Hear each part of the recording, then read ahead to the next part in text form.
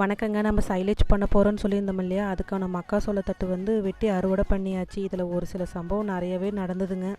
இது நாள் வந்து வெட்டும் போது எடுத்த வீடியோ தாங்க.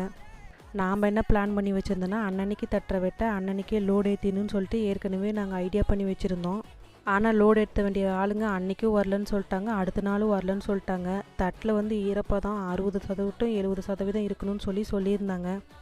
அது ஒரு நாள் இருந்தால் போதுமானதாக இருந்திருக்கும். 2 நாள் காஞ்சதுனால கொஞ்சம் தட்டெல்லாம் மொடன்னு ஆயிடுச்சு.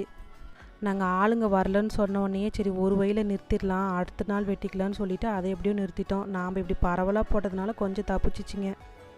ஒட்டானா போட்டிருந்தோமா ரொம்ப கஷ்டமாயிருக்கும். நீங்களும் இந்த மாதிரி பண்ணுறவங்களா இருந்தால் இதெல்லாம் கொஞ்சம் பார்த்து பண்ணிக்கலாங்க. லோடு ஏற்றிட்டு அடுத்த நாள் வீட்டுக்கு வந்தாச்சு.